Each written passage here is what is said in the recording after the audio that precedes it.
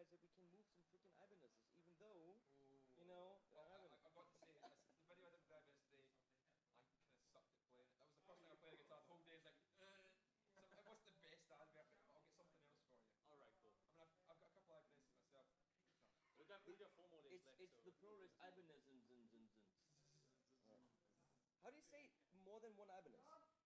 I think some people say Ibanez. Ibanez. Yeah, that's right. I don't know.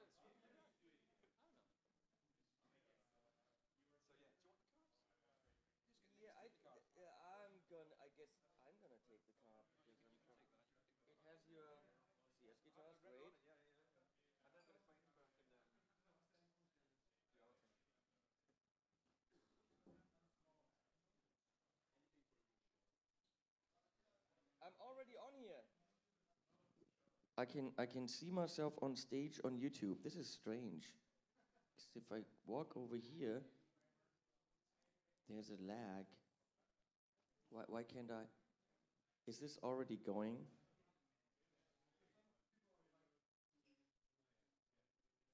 I'm still sitting in the video.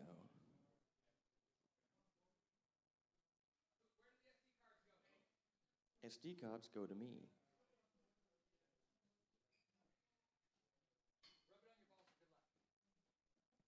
Live chat, we want to see the Knusperkeks, erster. Haha, hallo Knusperkeks. Awesome, this seems to be working. Second mic, and there's also a spare mic on the side. Okay, I will plug in cards. People out there on the YouTubes, we are getting ready.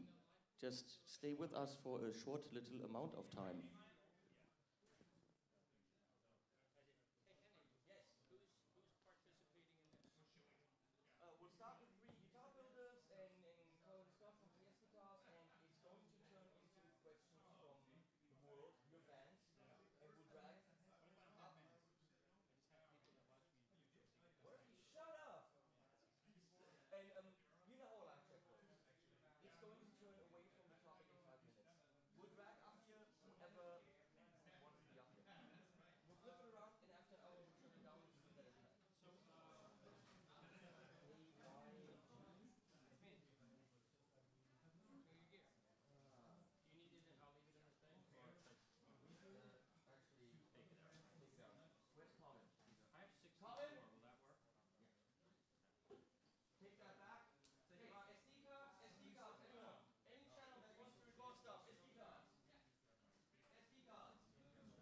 SD cards.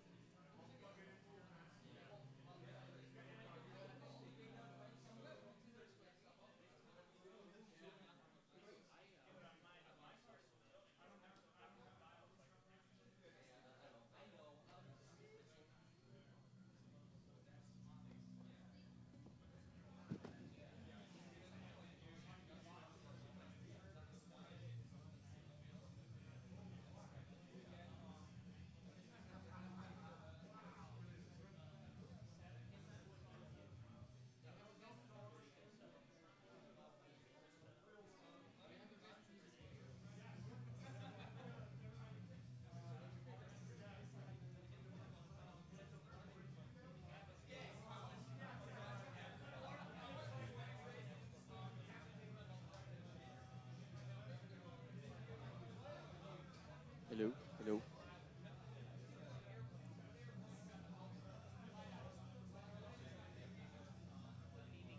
Hello. Hello, hello. Hello. Hello, people. It is, whoa. I just checked it. It's 5 after 8, and we do not want to let the world wait. Well, all those gear nerds in the world, all 7 or however many that us, that want to hang out with us, their favorite YouTube channels, and talk about things. So I think this is a unique, or I actually hope it's unique, opportunity for those people. Can you see all those people here? To ask questions to all of us. Not me, I don't know stuff. But the brands that are here, the YouTubers, all this, so why is over calling me? I see how it's gonna go. I see no one's taking me seriously. Fine. I can do this all by my fucking self.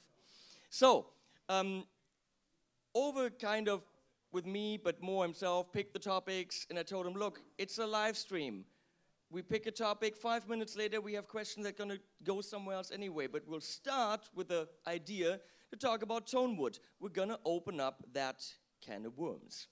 So I am going to invite to the stage, to the panel, Markus Spangler, that's a very German name, from Warwick Framus, the production manager from here. He had got to put his beer down. Okay, yeah, this is very professional here. Markus Spangler, he knows about wood, like a lot. He's bringing something, and I'm not gonna, oh, Markus, he's gonna try to be funny.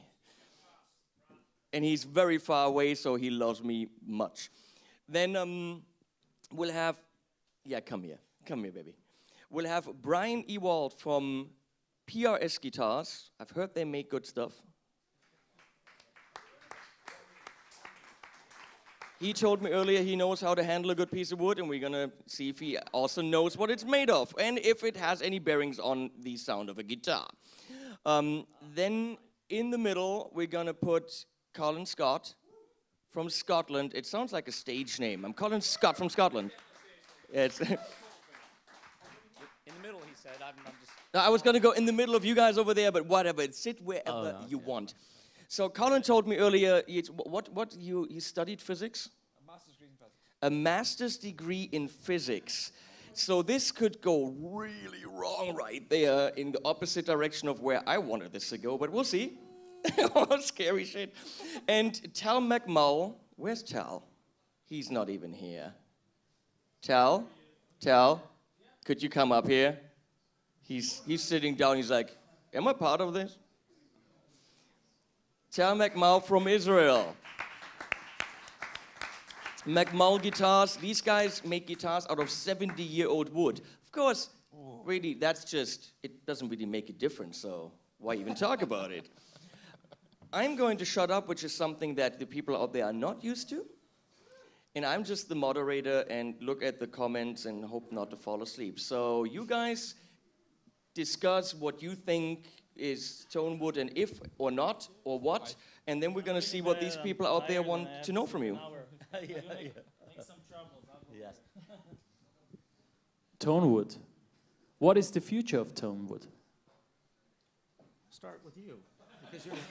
Well, as the brains behind Paul Reed Smith Guitars, I can clearly state that I'm sitting here with 3 experts. There's 3 experts on tone woods and me. I'm a guitar player, not a guitar builder, but I'm around one a lot. And sometimes I play one on TV. Hello. Oh, I'm sorry. Fuck you, Glenn, says someone. Just to get that out of the way. So, are there any questions about tone woods? Is there a favorite tone wood?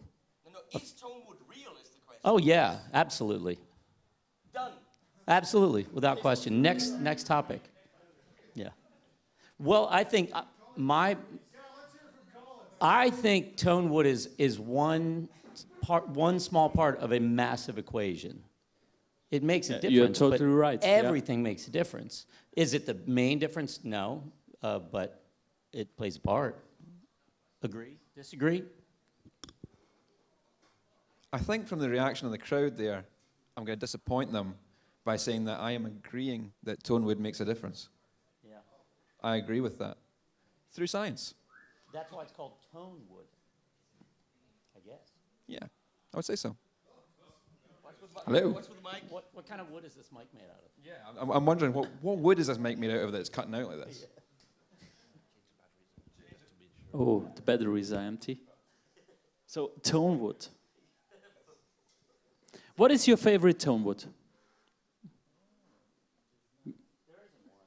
They're all different. No one out there can hear you. I'm going to be different. I'm going to say ash. I quite like the sound of ash. Was that one singular yay? Well, I'm glad there's one person that agrees with me. I don't know. I'm not quite sure what it is about. That's the problem with tone wood. I think there's no definitive answer why it sounds better. Just like you hear it and you go, yeah, I like that better than, say, mahogany. I'm not a huge fan of mahogany guitars, but ash, something about them just makes me go, ooh, that sounds better. I think to me, it always depends on the pickups. I mean, sometimes it's just a bunch of parts go together and work together well, and because that's why you take one set of pickups out of one guitar where they sound great, and you put them in another guitar and they don't work. I don't know the science behind why I like what I like, but I think it depends on what you're going for with that guitar, what the pickups are. And agree? Disagree? That is one question from the audience here. What is more important for the sound of a guitar, the wood or the pickups? Which is the big debate. You want me to start the big argue now? That's why you're here. The wood is about 80%, but it's not like a math. You can say this gives like more percent, or this one, it's a matter of taste. Some people would say that only the pickups, and for them, they will try 10 guitars with same pickups, it will be the same. But that's his taste. It's whatever he plays with his amplifier, with his, stuff. It's really, he says that ash is one of the best wood for him, right? And it's amazing for another person, and it will be really bad for a different person. So my favorite wood is alder. And I like it because it gives a specific tone, because you can try tones of different woods, and they give more frequency. And sometimes those frequency doesn't do good for me, but still it gives more frequency. I think it's all about, the certain woods will influence, strengthen certain frequencies while it diminishes others. And depending on what kind of pickups and what kind of music you want to make and all the other factors, certain reduction in certain frequencies is important to make the overall instrument sound the way you want it to sound. So even when it comes to, yeah, maybe ash sucks out certain frequencies compared to alder, if you want to make that sort of sound, great. Whereas alder would be better if you were wanting to make a different sort of sound. I mean, alder's more of an all-rounder sort of wood. It'll handle a lot of different genres and sounds, whereas other woods are maybe just going to do a certain thing that's more specialized. As a player, like to me, I think pickups make a much bigger difference. If I were to play an alder strat and an ash strat and swap out the pickups, I would hear more difference from the pickups, but the wood has to play a part. I mean, if you listen to a guitar that's semi-hollow or hollow, it sounds different. You can't argue that. If the pickups were everything, whether the wood is hollow or whatever is resonating is changing it. Being semi-hollow is just a drastic example, but if the density of the wood is different, it's got to affect what's coming through the pickups. And certain pickups are more homogenized what you hear, like high output pickups And you know, if you run through tons of gain and you run through a lot of effects, you don't hear the subtleties of the wood as much anymore. But certain, like more transparent pickups will show the difference in all the details that go into building a guitar. Hello, hello.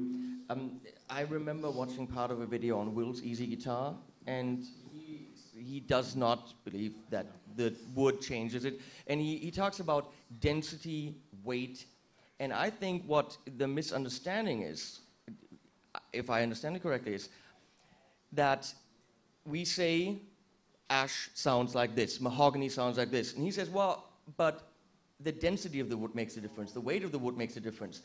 But I think what we're doing is we're generalizing.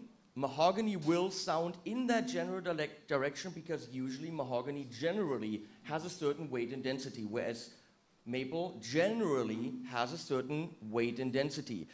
If you look close enough, you can probably find a piece of maple that is very close to a piece of mahogany, and they meet somewhere in the middle. But I think generally speaking, we're talking about the direction, not about, it's not a perfect science. Marcus.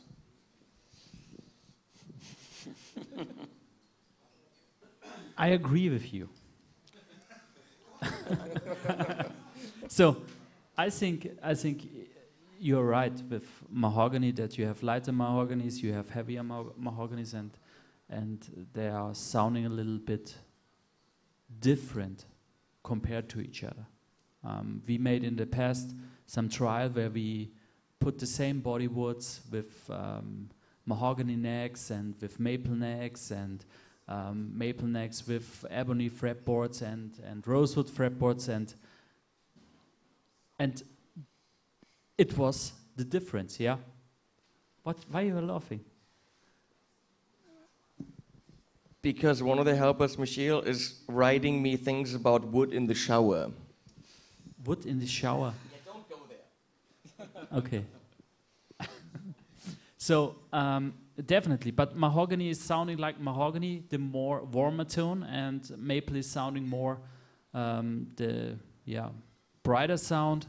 And even if it's light or heavier, or you have heavier mahogany and you have lighter maple, the sound is different. So, in my opinion, mahogany is sounding like mahogany, and maple is sounding like maple, and of course there is physics in it, but I think also the structure of the wood, how the grain is growing, and also how the I don't know the English word for it, the length of the yeah, well, I don't know. It's the age of the wood before it was cut. Yeah. They were like old growth.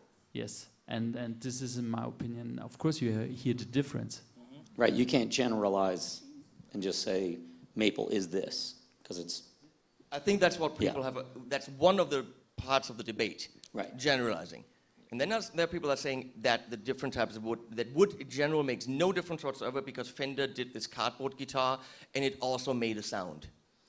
Yeah, of course, it's making a sound. Yeah, it's making a sound, of course. We have a question here from Jay. Does age of the wood has an impact on the tone of the guitar? And what do you guys think about artificial aging processes like cryo-tuning? And obviously Tal's got something to say about that. What do you think about artificial aging processes like freezing wood? Because everything they do is made out of ridiculously old. Hello, hello. Wait, don't. Glenn, how do you do this? Like this? Hello, just take the volume down a little bit.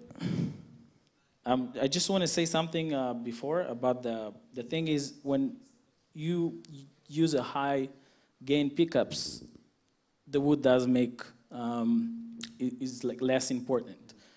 We build more of like vintage stuff. Our pickups are really low magnetized, so the wood is really important. Sometimes you see the guitar is a little bit too bright. So we want our own pickups. So we're taking different magnets that has more low, more mid-range, and we keep winding and check, and it's almost always the same.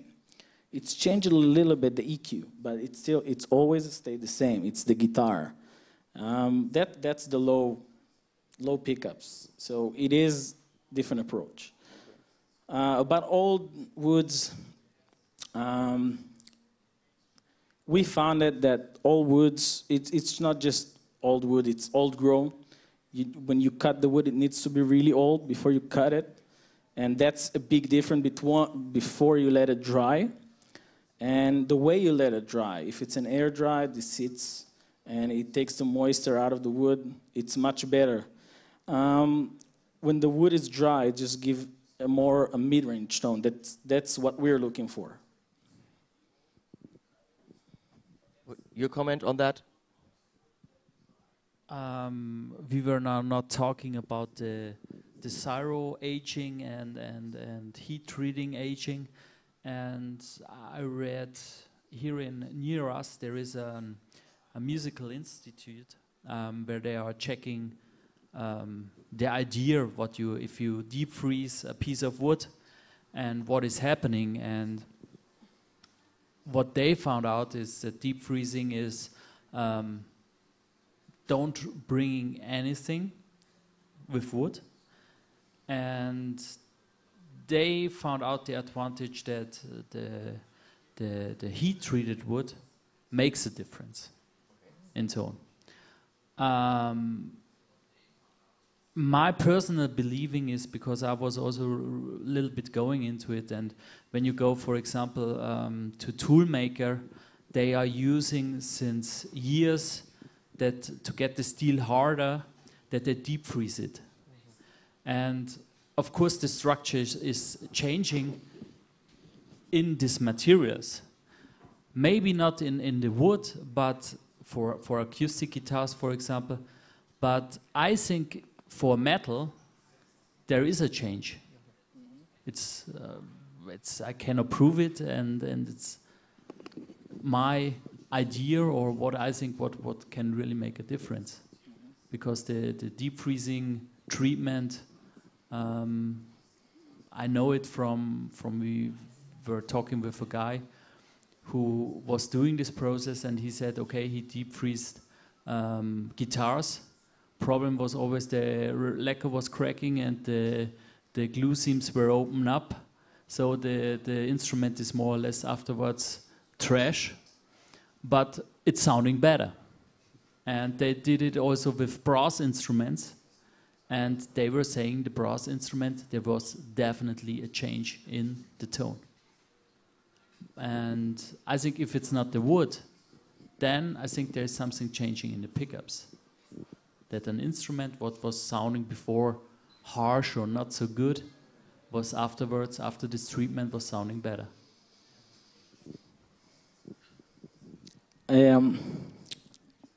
I think that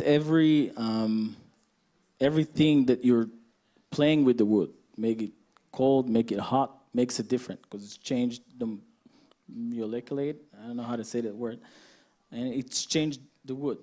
If it's better, or I never tried one of those, so I don't know. But so you can't necessarily say it makes it better or worse, but it affects it. It affects. It affects. And it's it. always the thing, you know, Right. it affects. If it's sounding better, one guy is saying, hey, this is sounding now amazing, and the other guy is saying, hey, what the bullshit, it's sounding shit now. You know, this is always a matter of taste, I think. Anyway, it's always a matter of taste. Anytime I've ever heard anything where somebody has A-B'd two guitars of different body woods and they've tried to create some sort of benchmark or a way to eliminate as many variables as possible and say, okay, you know, and they record something and here, listen to this, here's an A note played, and they play it like with a robotic arm, so it's like played exactly the same way. But it's played so softly, it's like testing a snare drum by walking over and is the wood going to affect, the type of wood going to affect the shell, and you just go over and tap on a snare drum like that. You got to hit it. You got, like, the way the wood reacts, the way you play it is not just through, you know, striking an A note at a certain velocity. That's just, and you're hearing a 57 up on a speaker, and you're hearing a small slice of the picture of really what's happening, because you know what you hear when you're recording something is not really what's happening in the room. You know, I mean, engineers have been trying forever to recreate what's happening in the room on a recording without recording artifacts getting in the way. So it's almost impossible to make that experiment without any variables. Even the people who've gone through great lengths to make it, it's just a flawed formula. Yeah, I think all the experiments I've certainly seen are flawed application of science. Hopefully nobody who's made those and went to great lengths is in the room tonight or watching, because I apologize. Well, if I they appreciate are, your work. You know, well done, but there's still too many. There's too many things that don't add up for proper science. As you say, as soon as you put a microphone in front of a speaker, you're only choosing a certain thing to look at, and it doesn't represent the entire whole. And by the time you've gone through that entire process of speaker to microphone to, you know, PC to mixing that down and sharing it, you've eliminated any change there might have been, any small difference that there could have been. You've already normalized that and eradicated it from the equation. Yeah. So it's exceptionally difficult to prove in that sense that there is a difference if you want to do it that way. There's got to be a better experimental method than going, I'm going to stick a 57 in front of a speaker. Yeah. It's like testing paint colors. I have some with good sunglasses questions here. Many people want to know what Glenn thinks about this stuff. So apparently he just left because he kind of knew that was coming. Glenn, anyone? He's probably eating. So people want to know what Glenn thinks. I think we should also ask some of the YouTube guys who hold guitars every single day if, you know, they're just imagining the differences, or if, you know, when you pick up a guitar with maple neck and button, you just expect something to come out. Maybe you even tune your amp to what you think the guitar should. Psychosomatic guitar playing. I know that's not a word. So people are asking, does the sound depend on the shape of the guitar? What do you think? I actually think, I have this debate with my girlfriend all the time. I hope she's watching. Hey, Leslie. I think food tastes different when it's shaped differently. Discuss. Pasta, it holds the sauce differently. Right. Frickin' there, and she says, no, it's all the same. I think carrots in different shapes taste different. But again, so let's talk back to guitars. Okay, so what I'm going to just relate to a story that everybody knows, like Eddie Van Halen with the guitar on the cover of the Women and Children First album, that he cut the carve out of the back, and he said it never sounded the same. You know, he loved the guitar, and he just cut it because he wanted to make a different shape, and it never sounded the same to him. So it's not first person, but... I'm probably going to make myself very unpopular here, but I do think the shape makes some difference. I have never, well, there's certain sort of flying V shapes, not like the Gibson flying V, which has a lot of mass in the back end, but some of the, maybe the Jacksons, maybe the really one that's scooped right up to the bridge. I don't ever find that they sound as good as things with a big piece of wood behind the bridge. There's something about mass after the bridge makes a guitar sound better. Again, to me, that doesn't necessarily mean it sounds better to everyone, but I just find that if you scoop out that big section behind the bridge, it becomes more clinical, more clean. There's less attitude to the instrument at that point. Something is missing, and it might be mid-range, it might be something along those lines, but something about mass behind the bridge sort of balances a guitar sound better for me. When you're cutting a guitar, you get a story of cutting the guitar, and you're taking mass out of it. So it's not the same weight, and the weight makes a huge difference. It gives a different tone. And the shape does make it different. What he says before is damn right. We can see it on bass guitars when you see that the bridge goes a little bit farther from the body or in. And like there is like music in the wood. Like they're like, my English just died. I'm not good with interviewing. So.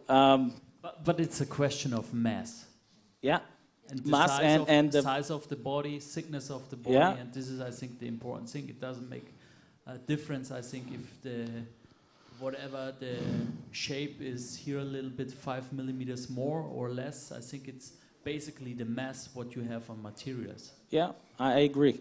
It's the mass, and it's the shape as well, but it's not that huge different. So it's very different than carrots. Bodies, 2-piece, 1-piece, same for necks. Someone said Mayonnaise makes 11-piece necks, trying to possibly tune with a tiny little walnut something here. So what do we think about this? I don't think there is bad or better about that, because we measure the wood. You need to manipulate the wood. You can't just use every wood for a certain guitar. Some of them, we split our woods, we measure the frequency. Some of them will be an S-type, some of them will be a T-type. Some of them, for our models, doesn't work at all. We don't use it for them. So sometimes we just throw it to the garbage and they're like expensive woods.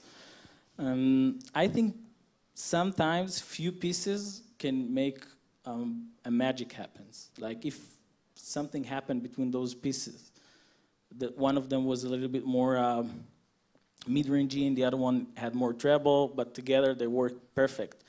And if you use the right glue to do it, it's good, because the glue makes a huge difference. If you had a thick glue between pieces, it does make a difference if it's 1 piece or 2 pieces. But if it glued properly with good quality material of glue and the pieces works together, doesn't make any difference. I think one thing, perhaps there's an argument there that a 1-piece neck, because it's all the same wood, is going to sound a certain way compared to a laminate neck that's in multiple pieces. Now, the joins are going to cause some sort of confliction between, the woods. But even when you've got a singular piece of wood, there's going to be certain sections throughout that wood that are at different densities from others. The way the wood grows, it's not a one homogeneous, equal material. Wood, its very nature, has hard spots and soft spots. There's differences in density, and even if you've got a 1-piece neck, each different 1-piece neck is going to sound different to another, because it has certain points where it's going to be more strongly vibrating, and then at points where it's going to absorb more because of the hardness and softness. So even when it comes to that, laminate necks, and a big advantage of laminate necks is their structural integrity, how stiff they are, how rigid they remain, as opposed to their tone. But even then, you could get some great vibrational transfer through those and get great tone because of the combinations of wood. And that might be the same or different to just having 1 piece with different densities throughout it.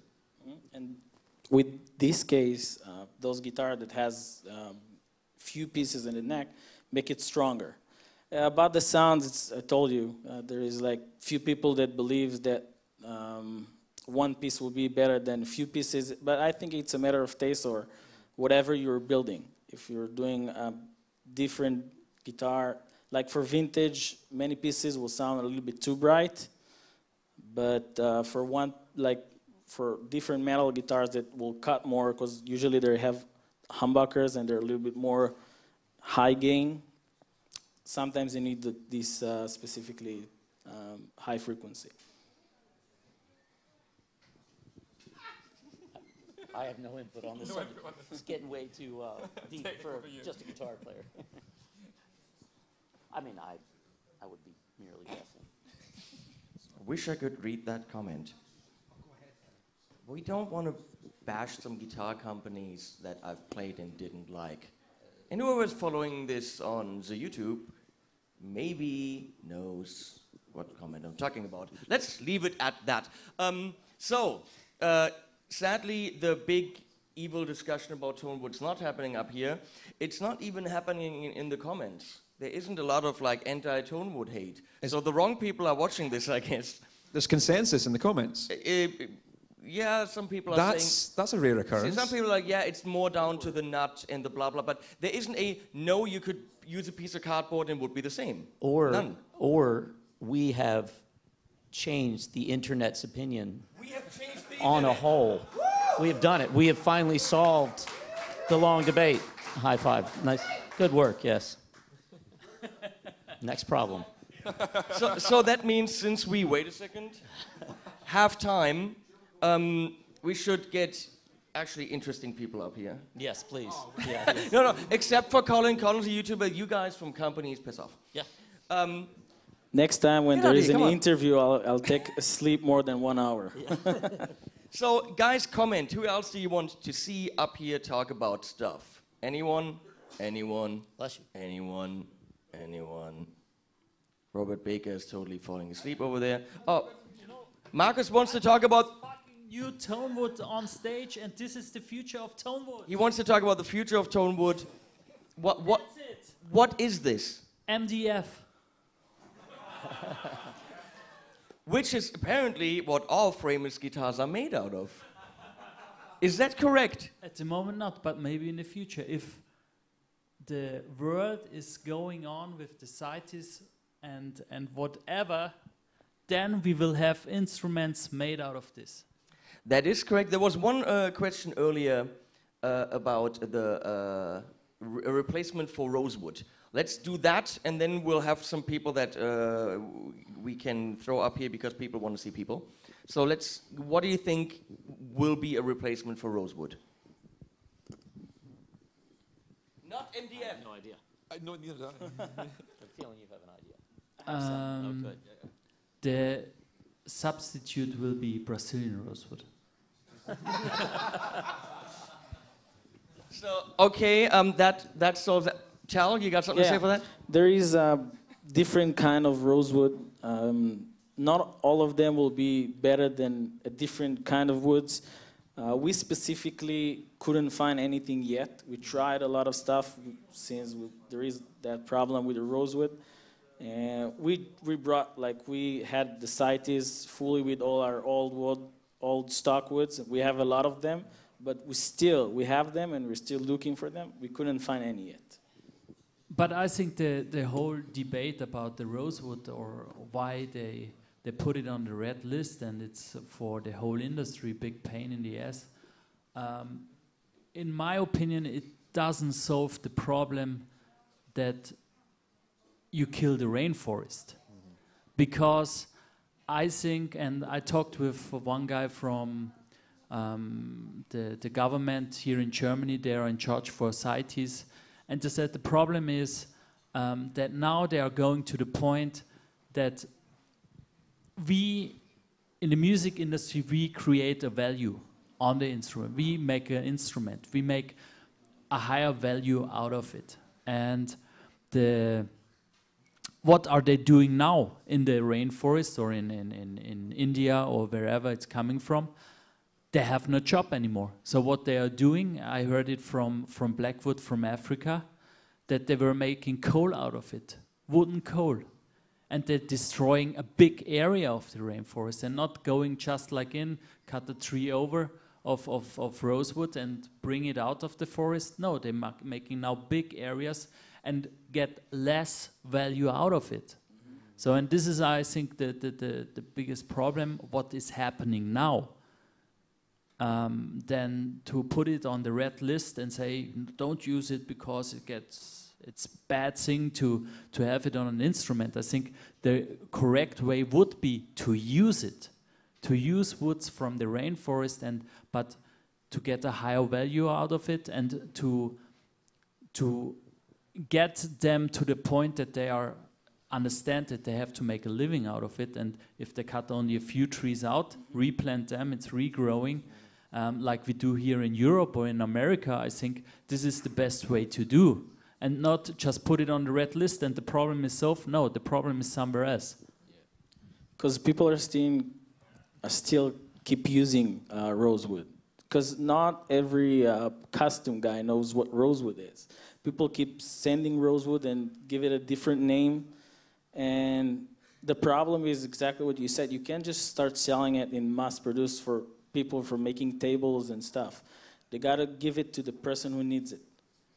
That, like guitar builders, they're using like small pieces of wood, and of course we think we're the ones who should have it, right? I mean, of course it's not the furniture industry, it's not the car industry. We are the ones who should get the good stuff, right? Mm-hmm. Yeah. We would all agree on that, of course. We are kind of seeing it a little bit from our point of view. So I have been requests for PhillipMcKnight to come up here, and Pete Thorn. And where are you guys? PhillipMcKnight, you know your name? Yeah. Well, come up here.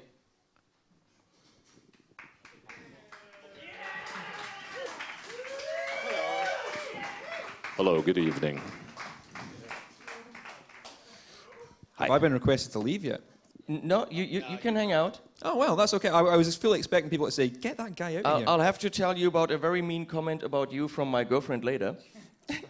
Oh, well, I will look forward to that one. No, don't wait. Tell us now. Why, no one wants to sit with me, by the way. That's just awesome. Yeah, No. See? Anyone else? No. It's becoming a much different life. My bucket list is full. Come on, who else do we have here? Pixxy? Pixxy, come on. What are we going to talk about? We're talking about wood. I can't believe we talked about wood for this amount of time and I haven't made a single penis joke. That's ridiculous. I must be really tired or nervous or like, I don't know what's wrong with me, so I'm sorry. That's okay. I really apologize. Lose your sense of humor. Come on now. Get into the gutter. Would you like to learn a new word for penis? Now the party started. There's a Scottish word for penis called tadger. Tadger. Leslie, you've heard it here. Please write that down. So, questions to you guys from people. This guy Scooch14 has asked for the 15th time now. Colin, active or passive pickups? Scoosh, you already know the answer to this one. It's passive pickups. And you know the score. Scoosh has a couple of guitars built from me. Ah, okay. So he knows. To the rest of the panel, active, passive? I don't hate active pickups. In fact, I have several pairs of active pickups that I like, but I probably prefer passive. I think certainly there's more range in the market for them. And I don't know, I just seem to like the sound better, I think, in general. But active can be pretty damn good. And when you have a single coil guitar that's humming like crazy, sometimes you can throw a set of actives in there. It sounds pretty damn good. So, you know. Specific application. Yeah, specific application. You know, I think in certain guitars, the actives really work. It's not a lot, you know, but. Good in basses sometimes. Excellent in basses, especially with an 18-volt source, because you get so much more headroom. A lot of active pickups can work between 9 and 27 volts, and 18 would be like the sweet spot. For guitars, it makes no difference, but for bass, the dynamic range increase actually does make a difference. These guys actually know stuff. Why am I here? And this is so weird. I like the EMG once in a while on a bass, for sure. They sound good. A friend of mine lent me a bass recently. Lended me a bass. That's not a word. Yeah. And it sounds amazing. It's got an EMG in it. It's just a P bass copy, you know, kind of like, actually, I think it's a 60s body with like a warm-off neck or something. And he got an old EMG and put it in there, and it sounds killer. It's great. And I'm a passive pickup guy in guitars, for sure. I like low output passive pickups in guitars, but it's something about it in bass, it just works. I like basses that sound, and Warwick basses are actually very nice for this, that kind of piano-like quality, that ringing, low clarity situation, and active pickups, I think, lend themselves to that. I don't know. I agree. I personally use passive, but I think actives get a bum rap. They forget, you know, they always go right to the metal guys, but they forget like David Gilmour. He did, yeah, for sure. I don't know if it's like his best tones. No, it's, you know, but look Heather. Yeah. Steve, look Heather. That's all active. But active pickups solve. Think of it logically. They solve problems. Yeah, sure. And that's really what it's about. You're going to run, you know, when you're cumulatively running 100 feet of cable, or 200 feet of cable through. Yeah, you're buffered right out of the gate. Yeah, right.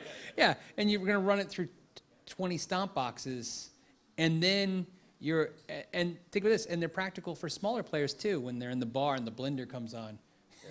You know what I mean? And they keep a consistent, and so there's advantages, but I think they get the bum rap because they were accepted so easily into the metal market. The metal players embraced them.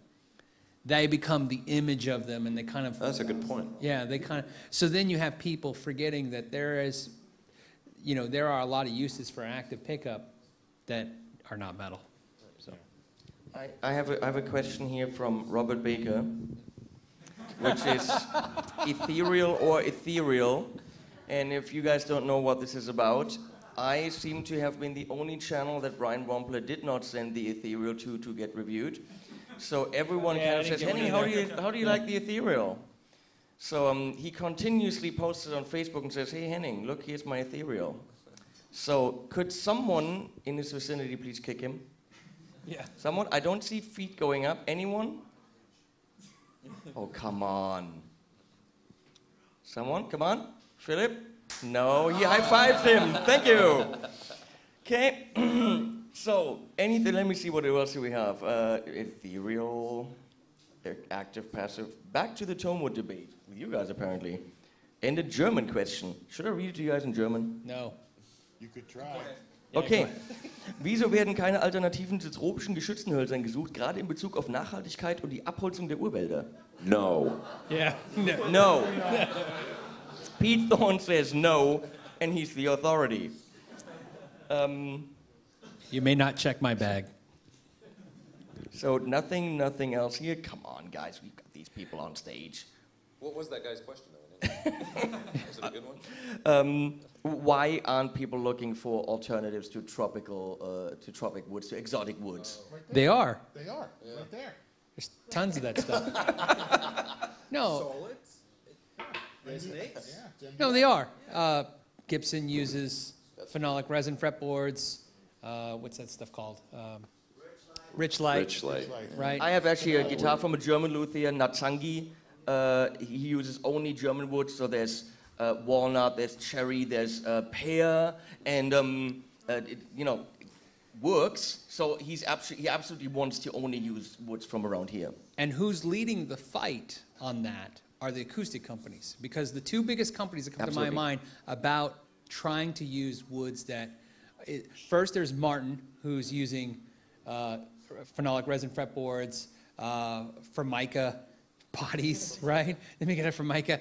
But then there's companies like in Australia, Cole Clark, that are only using woods that are indigenous to the area. And then you have companies like Godin and Siegel. They have a brand called Arts and Luthier Acoustics, and those acoustics use only woods in Canada. So they're maple, cedar, cherry wood, and only woods deemed by the Canadian Forestry Service of those trees being at the end of their lifespan. Wow. So it's okay to take them down. So when you see Arts and Luthery from that brand with the tree on the headstock, that means that that's their normal design, but the only wood on that guitar that is not sourced from Canada from that is the rosewood fretboard. Everything else is from Canada. So they stain everything to look mahogany, but it's a maple neck, it's cherry wood. So it's funny to me that the acoustic companies would be the ones that are willing to try all of these, you know, and yet it seems like there's less resistance with acoustic guitars to, like, oh, it can have a cedar top and sound good, or it can have a what, you know what I mean? Like, the people more willing to than maybe electrics are a little more, you know, people want the traditional, like, oh, it's got to have rosewood or whatever. There's a guy out of New Hampshire, Alan Carruth, who makes custom acoustic guitars. He used to actually live in my town and, you know, used to service the music store for their acoustic repairs. And he brought in an oak acoustic one day that he had made out of some oak that he had picked up. And I gotta say, it was pretty amazing. I never had heard of oak ever being used as a wood. I've never really seen it in the commercial marketplace. I don't know if it's a cost or you know, sometimes if the wood's too hard on machinery, they won't use it because they have to replace hard on. Sorry. You are so observant. You know what's interesting about that? Well, I was just thinking, like the thing with an acoustic guitar, because yes, I'm a tone wood believer guy. That I definitely think wood changes the tone of electric guitars as well as acoustics. But with acoustics, it's immediately obvious whether or not it sounds. You don't have to plug it into the. You can strum the thing on the wall and go, "Whoa, that sounds good." It's and there's a question here for you about this. It this. eliminates the stigma. There's a question about right here for you about this, which is Pete, electric guitar with piezo or real acoustics for live use? Sorry, say again. Rather use an electric guitar with a piezo to simulate the acoustic sound, or actually use an acoustic live? There's a lot of factors there. Like, I've used a piezo guitar. I remember doing a gig, playing a certain song in the Chris Cornell set where I had to play a Les Paul with a piezo in the bridge because it was like I was switching from acoustic to electric in the same song. Convenience. So it was absolutely, and he was adamant. He's like, I really want it to sound like this. And it's like, there's only one way to do it then. So I bought a Fishman bridge and had a push-pull tone pot on the guitar, and I switched and then hit an A-B switch on the floor to go from my electric rig to acoustic DI. And so that worked. But there's a funny look to it, right? Like, you can totally, like using IRs and all that. Like, I've known if you guys have seen like Alex Lifeson do Closer to the Heart recently with Rush, where he's playing like a Les Paul, right? And it sounds like dead on nuts, the 12-string sound and all that, because he's using the, I believe an IR of an actual 12-string acoustic, and he's got it dialed in. It just sounds amazing. But there's something funny about the look. You know, you want to see, like, there's something, so there's a, I don't know, it's pleasing. There's a disconnect between what you're seeing and hearing, and yeah. It's hard to, you know, exactly rationalize that. So I think at the end of the day, you know, if you got to do it, you do it because of the factor of, like, you know, he's switching from electric to acoustic in that song. That's probably why he did it, so he doesn't have to use a Gracie stand and do all that stuff, you know, get around the. But yeah. Several people now have asked, would you rather have like heavy guitars, light guitars? Do you judge guitars based on the weight? I know Tal McMahon, who was earlier here, their pricing structure, if I'm correct, is actually dependent on the weight of the guitar. The lighter the guitar gets, the more money you spend, which is a very transparent pricing structure. You put it on a scale and you know how much the guitar is. So how do you guys see that? Did you buy a Les Paul and say, okay, it needs to have a certain weight? This is a strange one. I'm often surprised when I pick up a guitar how much it weighs. It either weighs more or less than I thought it would. And that really changes my opinion on the guitar. Like when you go, I thought it's going to be really heavy and it's really light, that's great. But sometimes when it's like too heavy, you go, whoa, I didn't expect it to be that heavy. And you've got a sort of, there's a mythos about the heavier a guitar is, the better it will sound. There's this sort of old school thinking, like the Les Paul sort of thing. If there's more density in the instrument, it's going to like sustain forever, it's going to be great. But that's not always the case. There's some really thin, really lightweight guitars that will play fantastically, sustain forever. And I'm more on the light guitar side these days. I find that really heavy guitars sound a little bright. I don't know why. I mean, maybe it's just the extra density, and it just takes more string vibration to get a resonance out of it. But I just feel like a lighter guitar has like a better mid-range response very often. And it could be just a pickup thing, you know. I don't really have I have a Strat that weighs like 10 pounds, and I have a Strat that weighs like 6.75 pounds.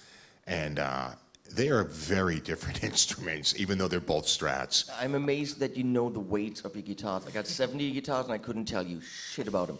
I know the weight of every single one of my guitars. By the ounce. Down to just, I know them all. Wow. You weigh them? I weigh. Well, I had a store for 12 years. I weigh every single guitar in the store. You're here at GuitCon where you have serious guitar nerds, people. I mean, serious guitar nerds. They weigh their guitars. Yeah. Well, I believe that, let's say, depending on the guitar, let's use a Strat. That's a very practical instrument. That there's a sweet spot. Like if it's too light, it goes under 6 pounds, the guitar becomes really hollow, mid-rangey. It doesn't really sustain well. It loses a, right? Same thing with Les Pauls, 8.2 to 9. Yeah. Is my, yeah. And then when you go the other way, it gets now where I would differ is, so on a Strat, then if it gets too heavy, then it goes too far into a spectrum of sound. And like Les Pauls, I think there's a sweet spot for Les Pauls, and I agree. It's exactly what you said. But the only difference with Les Pauls is as they get heavier, they don't get worse, but they just get harder to hold. Just draw on your shoulder. When they're 10.5, 12 pounds, they're just really, hard on you. But yeah, and it's not unique. Eric Johnson, they make the Eric Johnson Strat at Fender. Those Strats are all 7 pounds, 6 ounces. That's what they're shooting for when they make every guitar. Yeah. Because that guitar's cloned off of his 57 that he had reworked and stuff, and that's what the sweet spot is, and that's what he spec'd it at when they did the guitar. You have a model guitar. And Sir Sir is one of those companies, if you go online and you look at Sir Guitars, majority of the retailers, maybe 90%, they're posting the weights of those guitars. Yeah. Did you, when you did the guitar with John, did you give him a parameter of weights that you would like the guitar to be? Sort of. We use the African mahogany, you know, is the stuff, and it's generally lighter, and I like that wood a lot. You know, I had a '59 Repro LP built, you know, by Gillier, and that guitar sounds unbelievable, and it's a magic weight. And we talked about the wood when I ordered it, and he said, "Now, do you want it to be like a rock and roll machine, or do you want it to be have some of that Jimmy Page, like a little more like airy thing, or do you just want it to be like distortion guitar?" And I was like, "No, I want it like the magic fairy dust shit, you know," and you know, pretty much. And I think he's the one that said "big telly on steroids" kind of thing, and I coined that, and that's the sound I always think of. It's like, yeah, telly on steroids. Like when you see Jimmy Page play live, you know, Song Remains the Same or whatever, and he's playing a '59 Les Paul, but he's playing songs that he cut on a telly, you know, but it still sounds like the right, like, it's like, yeah, that's cool. It's like a slightly bigger, bolder version of the same thing. And to me, so anyway, he told me, I don't even know if I should be talking about this, but he told me, because he likes to keep these things on the down low. No one sees it, so you can. Yeah. You're amongst You're friends. safe with us. Well, he told me he's seen purchase orders from Gibson in the '50s, because a lot of people think Les Paul's Honduras mahogany, right? And he's like, I've seen the purchase orders signed by Ted McCarty for large quantities of African mahogany in the '50s. So he's like, I know that species they used that in the '50s to make those guitars, and he has this theory that those magic kind of airy ones that have a lot, you know, kind of a lot of resonance are that wood, and that's what I hear in that wood. It's more resonant than the Honduras stuff can be a little heavier and a little. It's solid and be rock and roll, you know, like. But if you want it to have a little bit of air to the, you know, and I'm a firm, so that guitar, it resonates like crazy, and it just sounds like big telly to me. Not like a telly exactly, but it's got that chime on the top end. Right. So consequently, when we did the Sir model, that's what we decided to use. So I think that's mainly, you know, 100% of what they're using for the backs anyway. Yeah. Okay, I got a fun question. Let's play a game. Desert Island, Double Hubble. A double howl? Double Hubble. Desert Island setup. 1 guitar, 1 amp, 1 pedal. Go. And a generator with electricity. First, let me just say, this is the oldest, lamest question in the book that I get every single live show. The friggin' desert island question. Probably from the same guy. And Probably from this guy. I just want to ship off to a desert island. I don't know. A Strat with a plexi and a metal zone. That's good. Why is there power on the desert island? That's what I want to know. How is there power? An acoustic. Let's assume there is power. Assuming there's power on this desert island. Oh, jeez. I'm thinking I'm on the line with you. Do you know, for the fun of it, let's take the metal zone and have a laugh. Or, you know, it'll keep me angry this whole time. You've got to distract yourself from the fact that you're stuck on a desert island with no rescue. So let's go for, you know, a BC Rich Warlock with a metal zone and a line 6 Spider. Yeah, go for it. Just got to be angry the whole time, and you'll just forget the passage of time that you're stuck there for. Or something that makes you so angry that you really want to get off the island even more, because that setup would want me to. I want to get off that island. You're like Tom Cruise in line Castaway, 6. and you're like, I got to get over that wave so that I can get out of here, get away from this. You could build a warlock. raft out of them. Build a raft out of your shit amplifier you don't want to play. For you, it would probably be your guitar, I would assume. Yeah. I gotta say that, but of course. Some delay. I need a delay pedal. So after all these questions, I can't actually like give a real answer, right? After all these answers, I can't actually really say, and we're not gonna do that because it's not funny. Okay, let me see. We just made this guy feel terrible about this question. What is his favorite dessert? What the? Yeah. Okay, here's a Boss HM2. Why? Oh, the heavy metal? But the question is why? What Sounds is good answer? on bass. The question Really is good why? pedal on bass, by the way. Because it is black metal. Because the shirt was free? It wasn't free. That actually is worse that it wasn't free. So you know That is- didn't help you should anything. not have said that didn't that. help anything. So that you now have announced to the world you paid for that shirt. Subs I will would go down. I would just like to say this isn't just an HM2 shirt. This is a Rotten Sound shirt, who are a black metal band who are absolutely fantastic. Everyone should check them out. I bought it because they're a good band and it's their merchandise. I'm promoting them. So I just want to put that out there. There you go. Check out Rotten Sound. There you go. Support local music.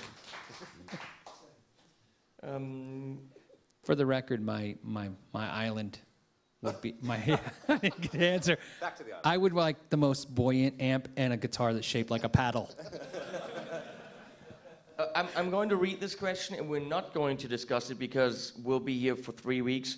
Tube amps or amp modeling? I'm just saying that there is this question, and we're not going to talk about it. Well, is the Thank question you which for one, asking that. Is the Thank you question- for starting this. Is the question which do you prefer? Apparently.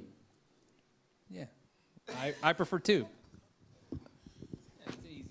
I think obviously live I prefer tubes, but certainly I really do like the palette I get out of a really good modeling piece of software. I find myself more entertained with the modeling than certainly one single amp. If I had to choose one single amp versus a modeling rig, I'd take the modeling rig every time. And I thought we could be friends. No, you're supposed to say, we were almost friends. We were so close. I think it's exceptionally application specific, depending on what you are doing. Yeah. Like the modeling rig is so great if you just want those sounds. You've got those sounds, you're taking them on tour. I'm coming to that. Don't rush me. Yeah, no, I think it's great if you're doing that. You need specific sounds. You're on the road. It's nice and easy. But I would prefer to have the real valve amp. Amp. Tube. Amp. But I have seen pictures of you playing modeling gear, and it isn't a matter of convenience. But that wasn't the question. It's not about what's convenient. We all would agree that modeling is very convenient. Lightweight, flexible, Absolutely. all this. Yeah. If we have a choice, studio recording or just having fun, it would be amp. And I would say that also modeling in the last 5 years has just made light years in progress. I mean, where it was 5 years ago was an embarrassment, and today it's pretty damn good. It can be amazing. Again, I don't think it's going to replace a tube amp. It's really like if you want a lot of options. I think in the studio it's great, but especially for like a scratch pad for laying things down. The sounds you get in your live streams when you noodle into the computer is awesome. Yeah, totally great. I think I'm getting good tones out of my modeling rig, and it certainly keeps family life in accord. If I ever turned a tube amp on at midnight to do a live show, it would probably be my most interesting live show ever. Okay, we'll take one more question here, but it's completely ridiculous. I'm going to kick Colin down because he's been up here for a while, and we're going to get Robert Baker up here, please. Because Robert Baker asked the panel on stage, sitting down there, what the Relic Guitars. So, You all right there? So that's the last thing we're going to do, Relic Guitars. What's the deal? Scratched up and all splintery and whatever. Is it a question or is he asking if they ask him exist? yourself because he's right there. Do you like Relic guitars?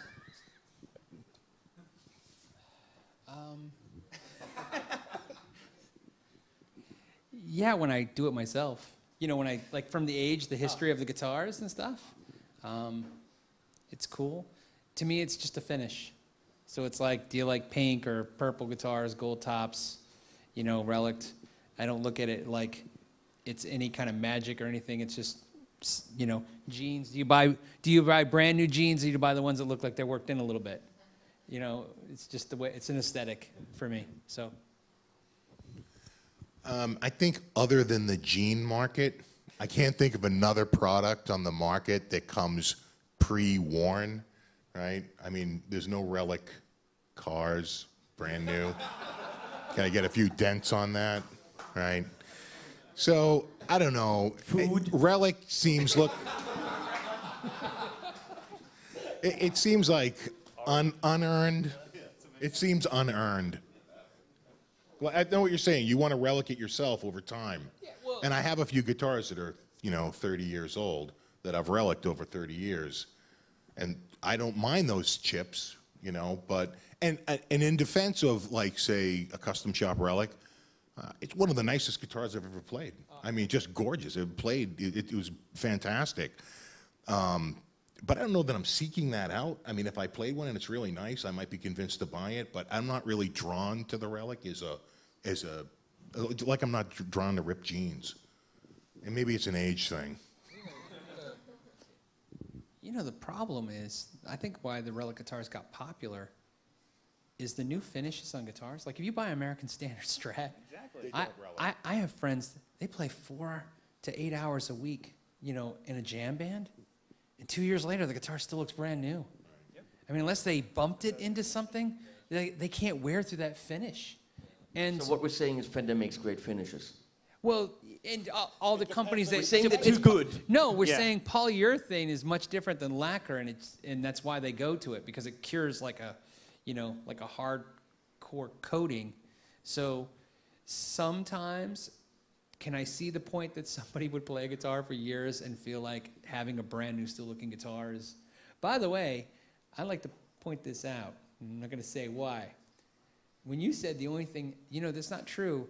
Lawyers are notoriously known for having worn-in briefcases as an aesthetic for court to not look like rookies. That's a thing. So there are Why cases... are you looking at him like that? Well, because he said jeans. He said jeans. Yeah, he said... Because reasons. Because he said jeans are the only product you buy like that. But the truth is, there are, there are notorious other things that people don't want to look like the noob, right? And you're right. Can you just both have a microphone? Lawyers are pretty fucked up people in general. I wouldn't go by anything they do or say. And I wouldn't look at any of them as role models when it comes to fashion. Certainly not one of aged briefcase. No, if my lawyer ever showed up with an aged briefcase, I'd probably fire him on the spot. The irony is that lawyers and doctors, that crowd is the only kind of people that would buy a relic guitar. could afford to spend an extra $1,000 to make a guitar look like they played it. So, sorry, thank you. Trey from Gear Gods, ladies and gentlemen. My stance on that, by the way, is I think, for me personally, when it's an instrument that could be old, like a Strat, a Tele, a Les Paul, that could be old enough to have all this aging, for me it makes a difference because I beat it differently. I don't treat it as nicely, and I'll just think, even though I know it's brand new, I know it kind of deserves some dirty playing, some more loose playing, some more... I'm trying to, I don't know, honor the history it never had. I let the relicing actually fool me. If it's a PRS, a Framus, a whatever, a guitar that doesn't have that history, that doesn't, it doesn't fool me. Like PhillipMcKnight, whoever he has a beautiful Pantera 2, beautiful guitar, and it's black and aged and all sprinkly and whatever. And I'm like, well, that guitar was invented last year, so it couldn't possibly be that old. Still, it's a nice guitar, but I like it on guitars that could be that old. Yeah. Well, that's my whole thing. Like what Phil was saying is, like, I have a Strat that I've had for 11 years, and I've played it a ton. I've smacked it on doors, and it's dented the actual body. It looks almost brand new, other than dents and dings on it, not worn out at all. And it's like, I've spent so much time seeing all these, vintage Strats and vintage guitars that are just worn out. And I'm like, how much do I need to play this thing to get it to look like that? So to me, it's like, if you got it relic or something like that, it's almost inspiring to look at. Like, I see it and I want to play that guitar all of a sudden. Yeah. So, just like you said, it's like, I don't know if I can play that guitar enough in my lifetime to even get it to wear out. Well, and the other thing is, not all relics are created equal. Some look really horrible. That's right. Yeah. And then That's true. and that messes things up. To me, your way, Craigslist. yeah, Craigslist. Yeah, everybody who has a dented Made in Mexico Strat has a relic guitar now for sale on Craigslist. But to me, relicking, where I sometimes disagree with people, is I really think relicking is an art. Because when I look at a guitar that I can't figure out if it's relicked or if it's real, I sit there and sometimes in awe because I realize like that guy just didn't take some sandpaper, throw some chlorine on it, you know what I mean? I mean, that's some real work. But when you look at the ones that kind of look cheesy, they kind of take the fun out of it. Yeah, I don't mind it, like, if it's relicked, you know. I think for me, it's like it has to be tasteful. That's it. That's the thing. And on some guitars, it helps the feel.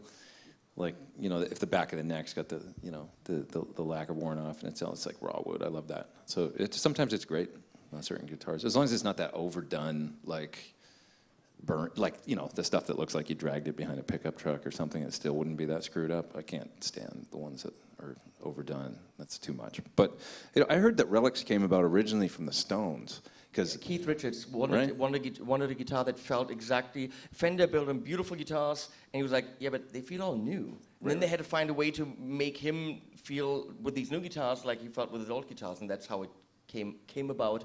Yeah. I actually had a piece of information that I could use because these guys just nail me to the wall when it comes to information. I'm going to cut this off here because we actually want to get up. Not me. These guys and other people want to get up on stage and be loud. So till 11, we are going to tear it up, as one says in Germany, up here. So everyone out there on the live stream, hang out. We're going to not be on sofas. We're going to drag this off the stage. And what then happens, nobody knows so far. So hopefully, Bo behind the board, the master of the sound in here, and his amazing team of helpers is going to make an amazing sound. And the guys in the room, thank you back there, Patrick and the whole team that are actually doing, Bo is doing the sound in here. They are doing a separate mix for the people out there in YouTube land. This is a pretty big kind of multi-mixy kind of thing. Hopefully it works all out. Post comments tomorrow so we can improve this. If the comments are get off the stage, Henning, that is an improvement I'm probably not going to go for. Should I send that comment right now? Yeah. Oh yeah. Thank you. Maybe they could say not put the bald guys like the end caps. Thanks for watching, guys. Give us a couple of minutes and then let's rock. Okay? Get off my stage. Thanks, guys.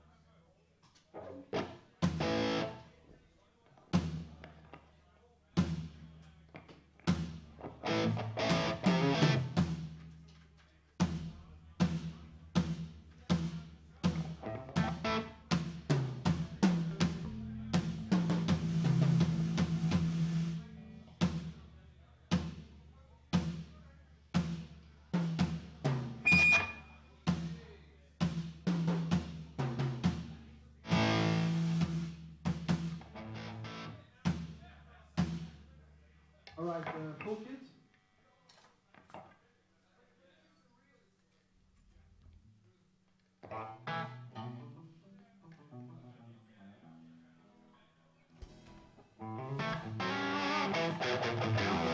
Phil, can you please put your amplifier not too loud, please? Thank you.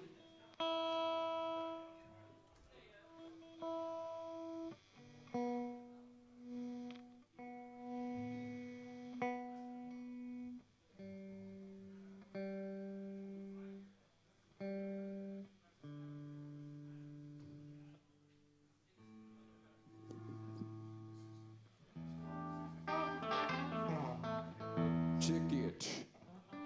Can I say something? Do you want to say it before we're ready to play, or? Yeah, kind of. I need an earplug. You got an earplug on you? No. Anybody have an earplug? Does anyone have an earplug for Mr. X? Mr. X, earplug, please. People help. At the entry, self-assigned, we set your earplugs over here, Hennings. Someone just said something. You get it? Check. It's on.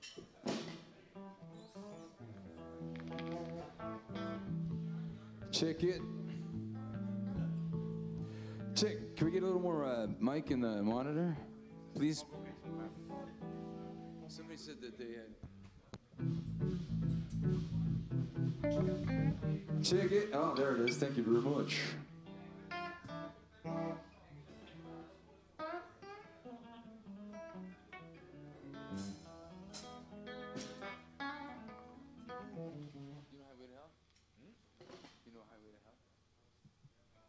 Yeah, I can have the full drum kit, please.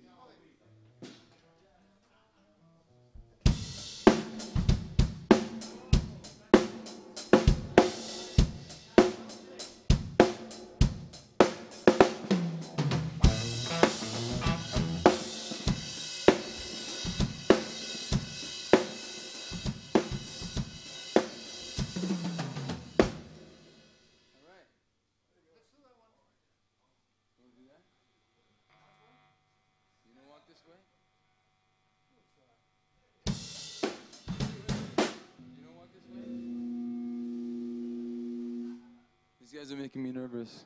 Everybody's like, I know it a little. Don't worry. Don't worry? Okay, how about I don't worry, but if it sucks, I stop. All right. That's fair.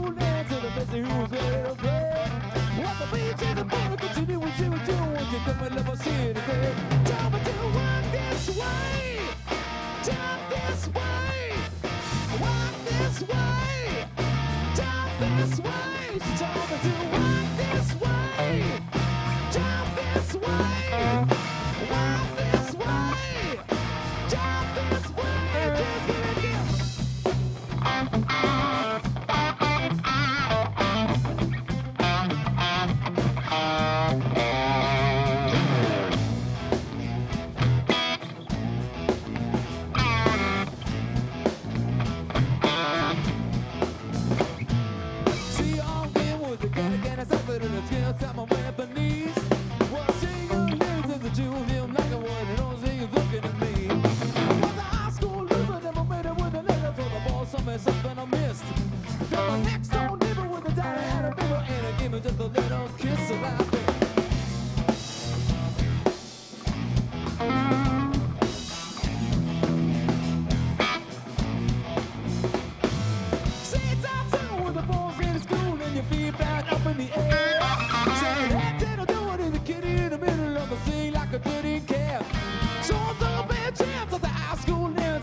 and he was ready to play.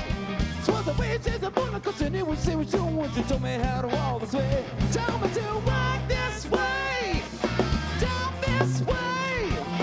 Walk this way. Down this way. Walk this way. Down this way. Walk this way. Down this way. Just get it.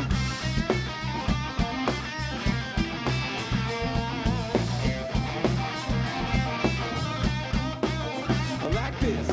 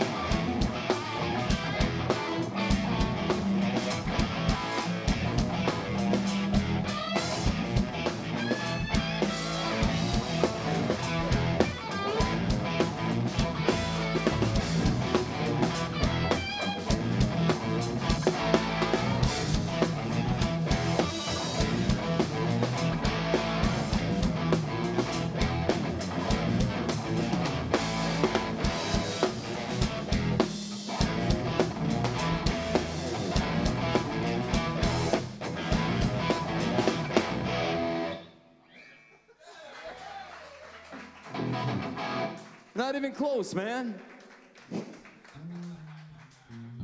Check, check. Can you get a bit more mic in this monitor, please, for this one? Actually, it's not in there at all. Which mic are you having? The wide one, SM58? Yeah, for this mic into this monitor, please.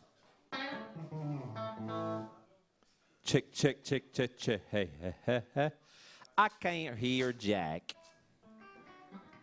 Check One, it. Yeah, I could use a little more too, please. Check. Hey, oh, there it is. Wow. And you more? 1 second. I think tonight is called sound check night. Sound check. Don't test this. This doesn't really count until tomorrow. This is sound check.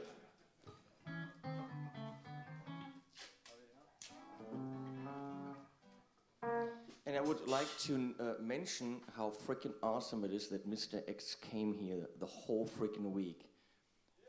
Okay? That is freaking ridiculous. Thank you for hanging out, Phil. Means a lot, really. Thanks for having me. I really came for the food.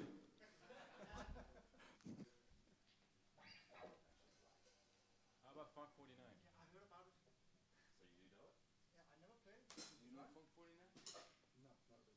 Not really? He's talking about Back in Black now. Back in Black's not playing.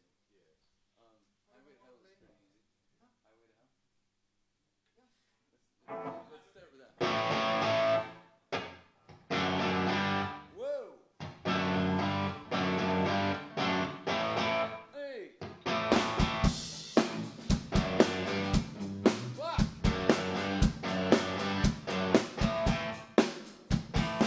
Living easy! Living free! Season ticket on a one-way ride. Asking nothing, living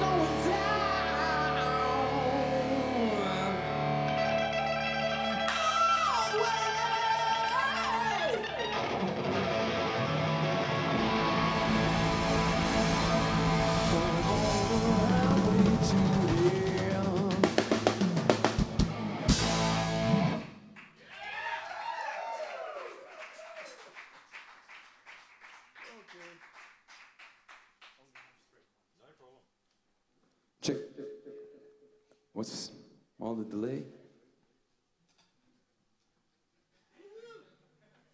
Are you going like this or like this? Off. Chick, Thanks. chick, hey. Chick, chick, chick, chick, chick, chick. Hey, hey, hey.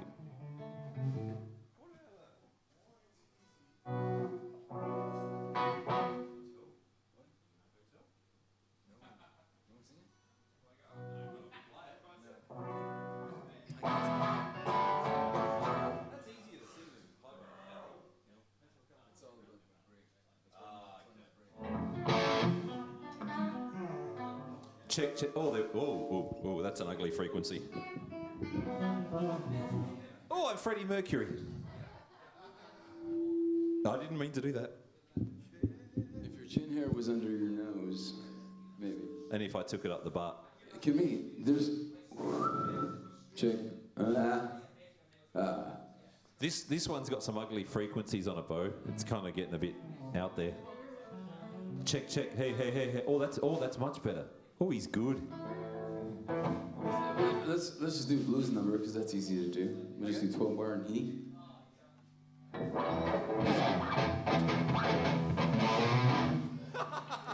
Just clean that up a little bit, baby.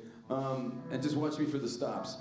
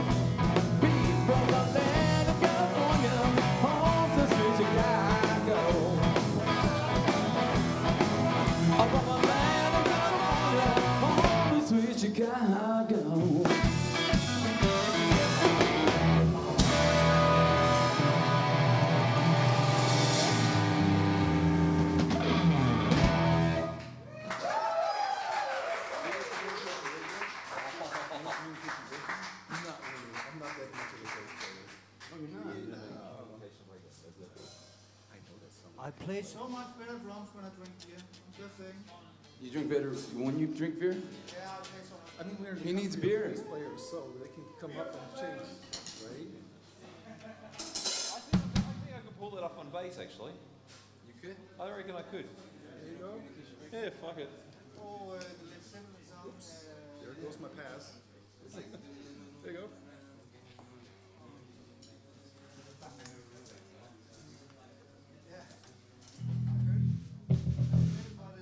Have you got this volume on full or just down a bit?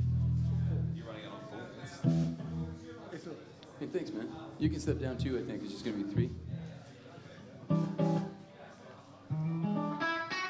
I'm warning you right now, I'm not a bass player. I just love this band that we're going to play. I don't think anybody's a bass player. I think all the bass players went to bed. Oh, the bass player from this real band is a bass player, all right? I'll start.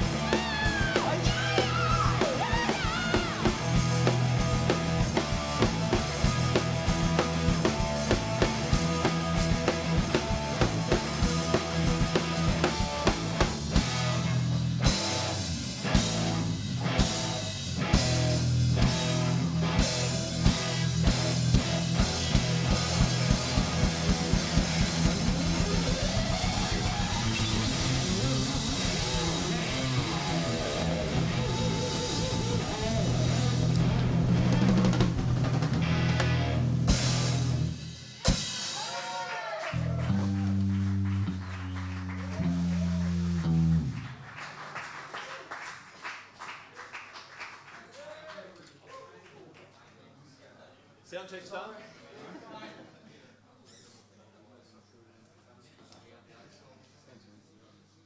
And thanks, man, for playing bass. Pleasure. The last one was a little strange. Fun singing harmonies. I know. I enjoyed. Now it's up to you guys. Yeah. Anyone want to follow that?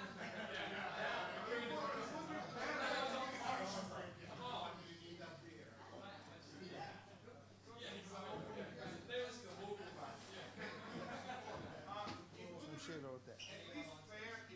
Come on. Be brave. Be brave. Come on. Be a man. Be a man. After PhillipMcKnight. Come on. Anyone? I think I'm the only one. Tomorrow we got two. Could we not have any guitar players involved?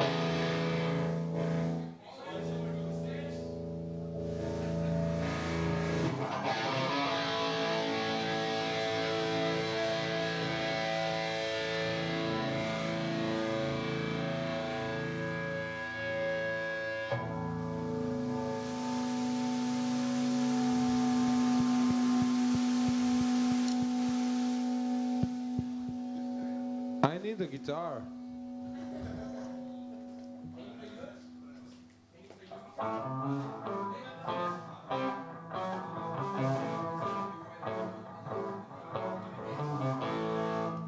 Phil says it's just way out of tune. You're going to turn Shoot the to level free, down. okay? With the volume. So get the volume level down and tune it. By the way, we need a bass, please. Me, I don't know. No, no, Ah, come no. on, Come on, come on. The bass, the fucking bass. Come on.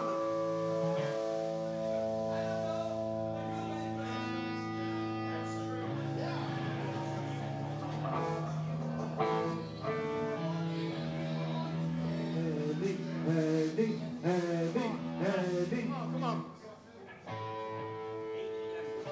A, E, and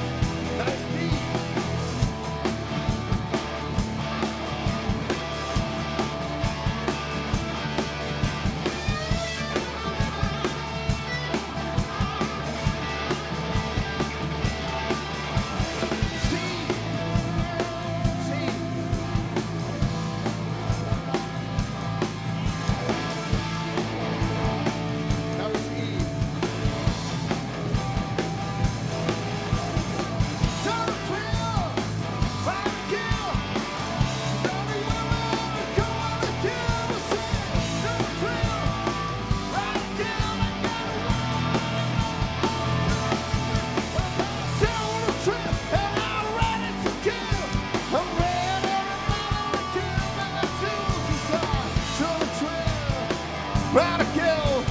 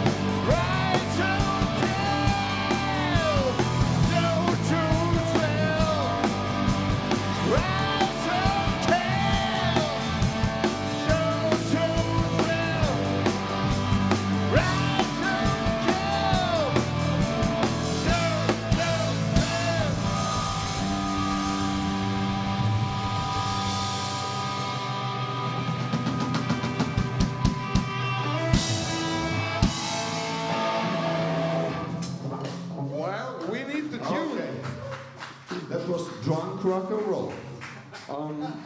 Michael, can you turn down your amplifier a little bit